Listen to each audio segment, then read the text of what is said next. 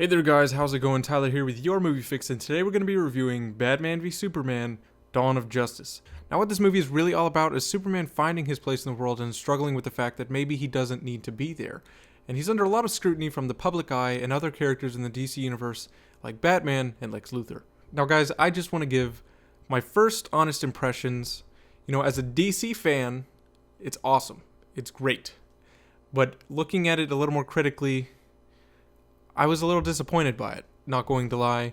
I wanted this movie to be great, and I walked out liking it, thinking it was okay, but it's not what it should have been. And this isn't a matter of hating on Zack Snyder by any means. He's one of my favorite directors, if you can't tell behind me. Two of my favorite movies are Watchmen and Man of Steel. But I feel like he tried to do something very ambitious, and he tried to put a comic book onto the screen and tell it in a way, with comic panels, the way they jump in the story. And maybe that form of storytelling doesn't translate well to the big screen. They're just two different mediums. Now, I've been championing this movie for quite some time. You'd think that there would be some bias going on. I am a very big DC fan, if you can't tell behind me. I even have these two characters that mean so much to me. In the realm of comics, they mean a lot to me, and I do enjoy a lot of their movies. But I think a certain ball was dropped on this with Zack Snyder, and it's not what I thought it would be. Now, it really just comes down to one big legitimate problem I thought this movie had, which would be the editing, which caused a lot of problems. It's a good thing and a bad thing, because from one point of view, this plays out as a comic book movie. It plays out as a comic book. Now, that's its biggest strength and its biggest weakness, because like I said, as a DC fan, it is literally a comic book put on screen, and that is awesome. But as a movie fan, and looking at this how general audiences would, they're going to be a little lost. This movie asks you to fill in holes and gaps and things that aren't there, and if you're not a DC fan, you might not know how to read in between the lines of what's going on.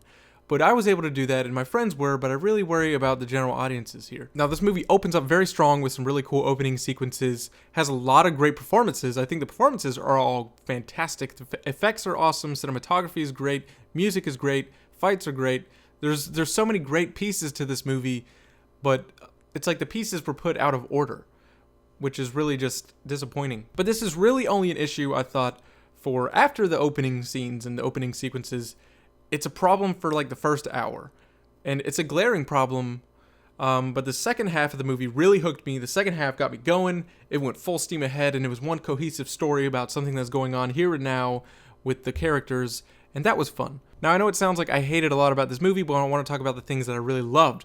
Batman and Superman. Ben Affleck and Henry Cavill, I think, played them fantastically. Now, I know some people there are DC purists that will complain about the way that they are characterized. I didn't have any issues. I like the direction that the DC universe is going in. I just didn't like the way this story was told. I liked the story. I just didn't like the way it was told. Now, Ben Affleck absolutely kills it as Batman. His introduction is like a horror movie. It is awesome. I loved it. Batman is terrifying and brutal.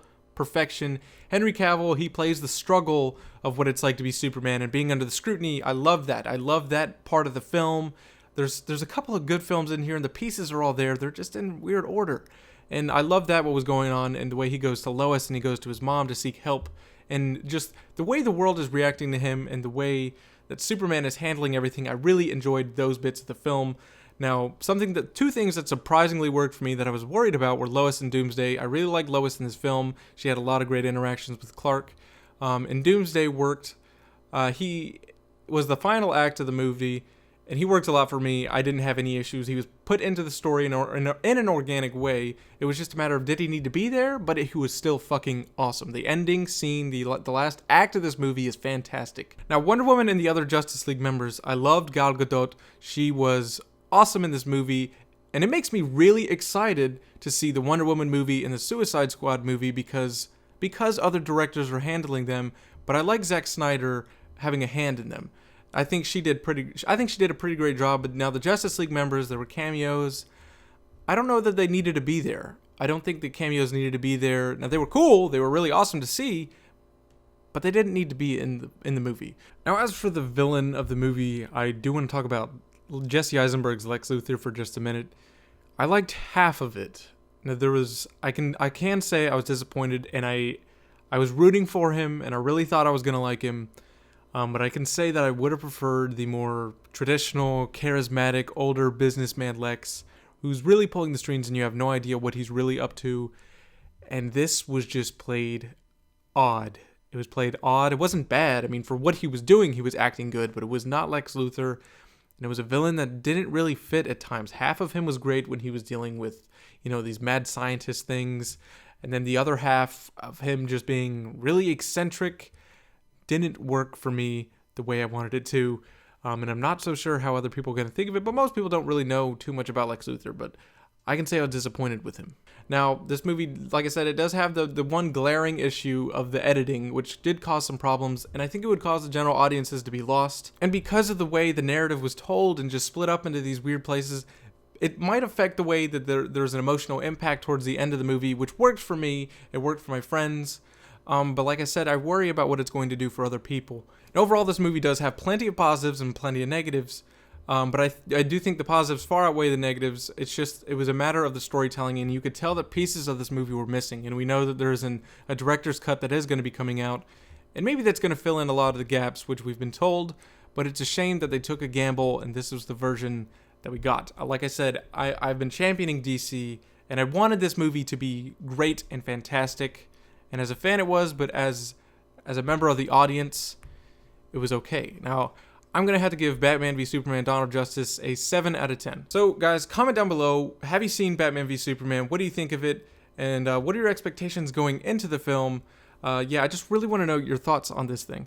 There's going to be plenty to talk about for the next few months and the future of the DC movie universe. So, guys, this has been your Movie Fix. Be sure to subscribe for more movie news, movie reviews, trailer breakdowns, all that good stuff. I'll see you on the next video.